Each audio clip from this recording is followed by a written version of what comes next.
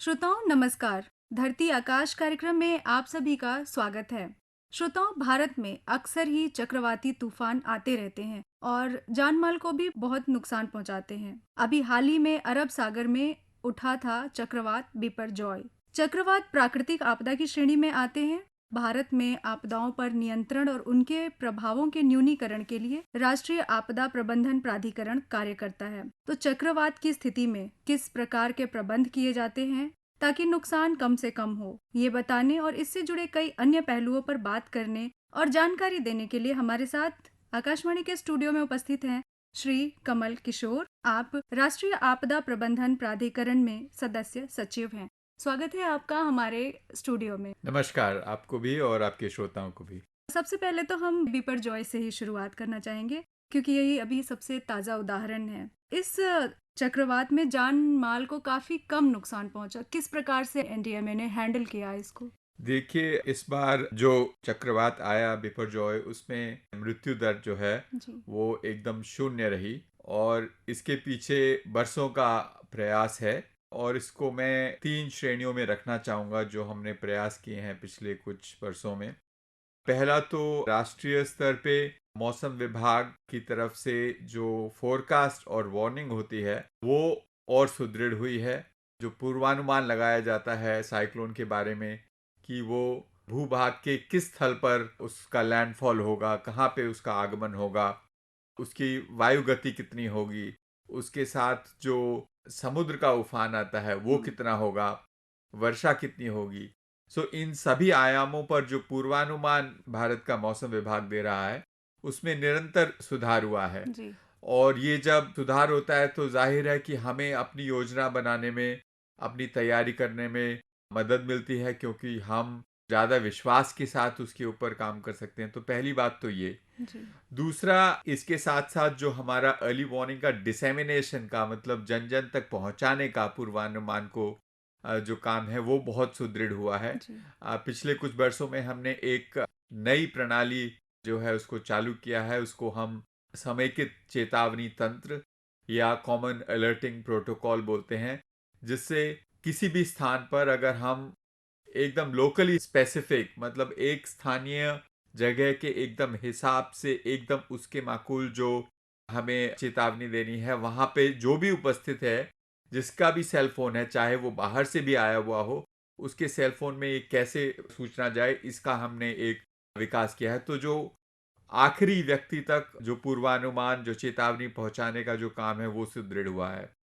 तीसरी और जो सबसे महत्वपूर्ण बात यह है वो ये है कि हमारा स्थानीय स्तर पे हमारी जो कम्युनिटीज़ हैं, जो समुद्र के पास रहने वाले मछुआरे हैं जी। या और भी समुदाय हैं, उनकी जागरूकता बहुत बड़ी है। उनका प्रशासन के साथ सहयोग बहुत बड़ा है। वहाँ पर हमने पिछले कई सालों से national cyclone risk mitigation programme के तहत साइक्लोन शेल्टर बनाए हैं। जैसे बिपरजॉय की आपने बात कही, जी। तो हमारे सारे साइक्लोन शेल्टर इस्तेमाल किए गए। उसके अंदर लोग गए जब इवैक्यूएशन हुआ, जब बिपरजॉय की पूर्व चेतावनी आई। और वहाँ तक पहुँचने के लिए जो सड़कें होनी चाहिए वो सुदृढ़ हैं, जो पुल होने चाहिए वो सुदृढ़ हैं। तो मतलब कनेक्टिविटी भी इम्प्रूव हुई है। और सबसे ज़्यादा बात यह है कि लोगों में जागरूकता है। और जो साइक्लोन शेल्टर हैं वो सरकार ने बनाए ज़रूर हैं, लेकिन उनकी जो देख रेख है, उनकी जो जिम्मेदारी है, वो गांव-गांव में, कस्बे-कस्बे में स्थानीय जो लोग हैं उनके हाथ में है। और इसको हम मल्टीपर्पज साइक्लोन शेल्टर बोलते हैं।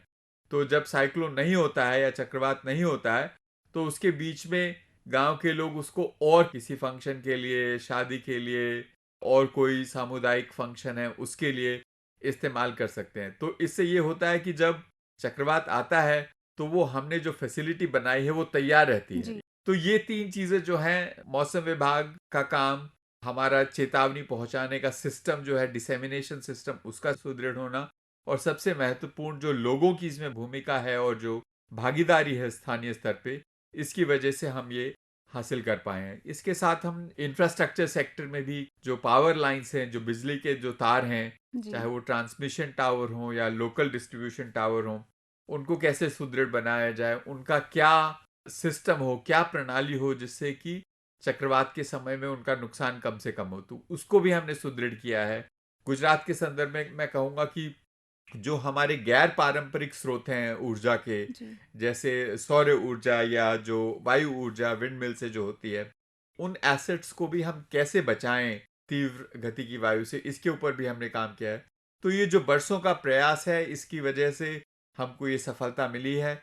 खासकर बिपरजॉय में गुजरात की सरकार, गुजरात का स्थानीय प्रशासन और गुजरात के जो लोग हैं, हुँ। उनकी प्रशंसा करना बहुत ज़रूरी है, क्योंकि उन्होंने सबने मिल कर के, अलग अलग विभागों के लोगों ने मिल कर के और ऊपर से नीचे तक राज्य सरकार, जिला प्रशासन, स्थानीय प्रशासन, पंचायत, सब ने मिलकर के जो काम किया, इसकी वजह से हम एक उदाहरण पेश कर पाए हैं कि अगर हम सब मिलके काम करें तो प्राकृतिक आपदाएं आएंगी, लेकिन उनसे नुकसान हो ऐसा जरूरी नहीं है। अगर जी। हम मिलके काम करें और सोच समझ के साथ सही योजना बनाकर काम करें तो हम नुकसान को न्यूनतम या कभी कभी एकदम शून्य कर पाएंगे। जैसे अभी आपने बात की सामुदायिक भागीदारी की, गाँव के लोगों की भागीदारी की, उसको किस तरह से किया गया? लोगों को प्रशिक्षण किस प्रकार से दिया गया?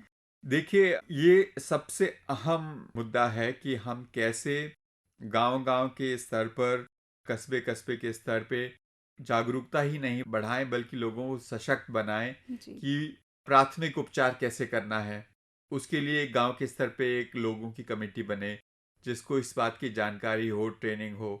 अगर बूढ़े लोगों को या बच्चों को वहां से निकाल करके साइक्लोन शेल्टर में ले जाना है, उसको कैसे एक व्यवस्थित तरीके से किया जाए, या खाने पीने की चीज़ों का प्रबंध जी। रखना है, इस सब के ऊपर हमने हजारों ट्रेनिंग प्रोग्राम्स जो हैं स्थानीय स्तर पे राज्य सरकार के साथ मिलकर करवाए हैं, जी। जिसकी वजह से अभी जन जन की भागीदारी ही नहीं, उनकी लीडरशिप है, जी। उनका नेतृत्व है कि हम कैसे अपने नुकसान को चक्रवातों से कम कर सकें।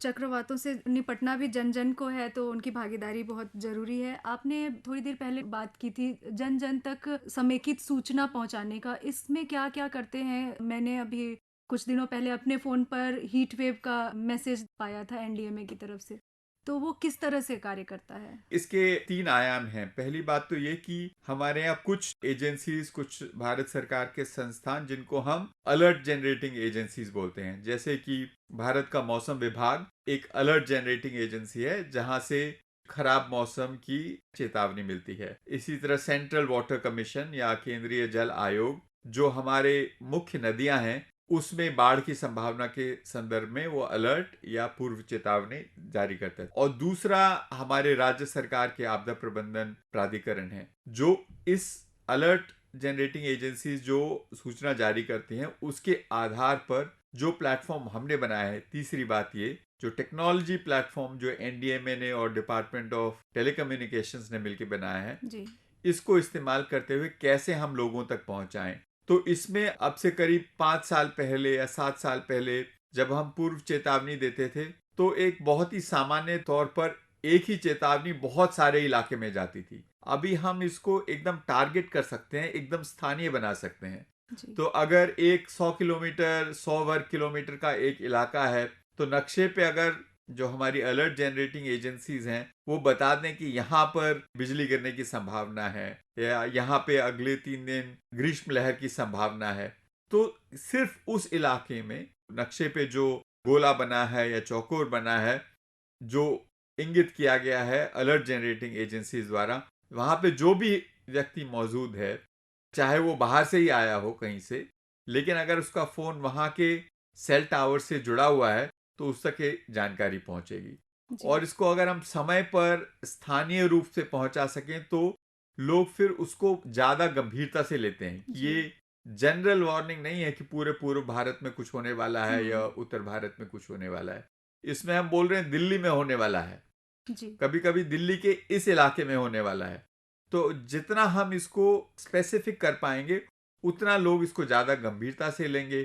तो एक बात तो ये, दूसरी बात ये है कि उसमें हम ये भी कोशिश करते हैं कि हम उसको ऐसे प्रस्तुत करें कि लोग उसको समझ पाएं। जैसे कि अगर हम चक्रवात की बात करें, तो एक बात तो ये हो गई कि हम बताएं कि वायु गति जो है अधिकतम 150 किलोमीटर प्रति घंटा रहेगी। जी। दूसरी बात होगी कि हम ये बताएं कि वायु गति इतनी रहेगी कि सारे जो हमारे नारियल के पेड़ हैं वो उखड़ जाएंगे। जी।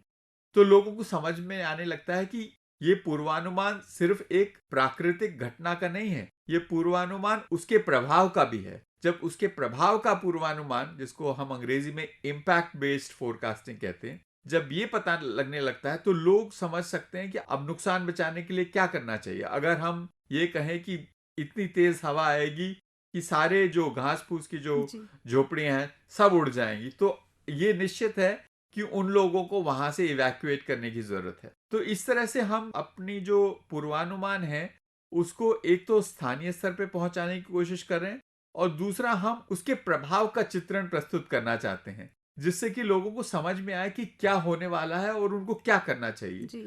तो अंग्रेजी में कहें तो इसको अंडरस्टैंडेबल एंड एक्शनेबल, समझ में आए और उसके ऊपर लोग अपनी तरफ से कुछ कर पाएं। जी। अगर हम कोई इंफॉर्मेशन ऐसी दें कि बहुत एक्यूरेट है लेकिन ना तो वो समझ में आ रही है ना वो किसी काम की है, हम्म। तो ये पिछले कुछ सालों का हमारा जो जोर रहा है, जिस चीज पे हमने ज्यादा ध्यान केंद्रित किया है, और प्रधानमंत्री जी इस बात को भी बोलते रहे हैं, जो हमारे प्राधिकरण के अध्यक्ष भी हैं, कि हमें डिजास्टर मैनेजमेंट सिस्टम्स को पीपल सेंट्रिक बनाना है। जी। हमें जो भी हम साइंटिफिक काम करते हैं उसको इस हिसाब से देखना है कि जो आखिरी व्यक्ति जो आपदा से प्रभावित हो सकता है उसको हमारी काम से, हमारी रिसर्च से, हमारी टेक्नोलॉजी से क्या फायदा होने वाला है, उसको हम कैसे और एम्पावर करें, कैसे और सशक्त करें। जी।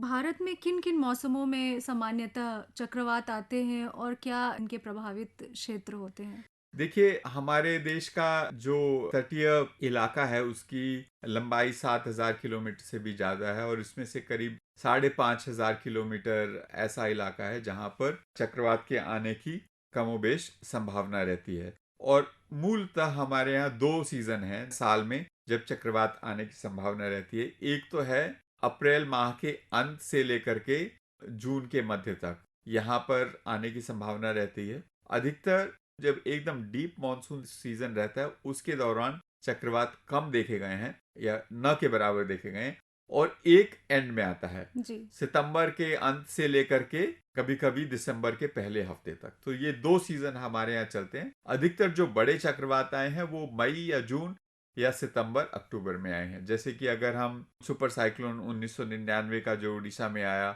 जी। तो वो सितंबर के अंत में आया। फिर उसके कई सालों बाद 2013 में साइक्लोन फाइलिन, वो अक्टूबर के मध्य में आया। तो ये दो सीजन है और ये इलाका है। अधिकतर हमने ये देखा है कि हमारा जो पूर्वी तट है वहां पर, और जहां पर बंगाल की खाड़ी से चक्रवात आते हैं वहां पर थोड़ी ज्यादा संभावना है पश्चिमी तट के मुकाबले। लेकिन पिछले 6-7 सालों में हम कुछ ऐसा देख रहे हैं कि पश्चिमी तट पर भी चक्रवातों की संख्या बढ़ी है। लेकिन ये कह पाना कि ये क्या लॉन्ग टर्म ट्रेंड है, ये अभी थोड़ा मुश्किल है। लेकिन पिछले कुछ सालों का अनुभव ये है कि अभी पश्चिमी तट पर भी काफी चक्रवात आ रहे चक्रवात हैं। आने लगे हैं। जैसे कि अभी आपने बताया कि भारत की भौगोलिक स्थिति ऐसी है कि चक्रवात आते रहते हैं दोनों ही तटों पर। पिछले दशक से जिस प्रकार से सरकारें और एनडीएमए की तत्परता बढ़ी है, क्या उसी प्रकार से उसी अनुपात में चक्रवातों की संख्या भी वृद्धि हुई है? ऐसा कहना थोड़ा मुश्किल है, हुँ। क्योंकि इसके लिए हमें बहुत लंबे अंतराल तक इसको ऑब्जर्व करना पड़ेगा। पिछले 10-15 सालों का अगर हम आकलन करें तो वो काफी नहीं रहेगा। जी। इसको अभी और अगले 10-20-30 साल देखेंगे तो उसके बाद हम कह पाएंगे कि ये वाकई एक जो पैटर्न है, वाकई उसमें बदलाव आ रहा है या बस पिछले 1-2 सालों में ऐसा हुआ है। तो इसके बारे में कुछ निश्चित रूप से कह पाना मुश्किल है। लेकिन चाहे जो भी हो, ये निश्चित है कि हमारा पूर्वी और पश्चिमी तट,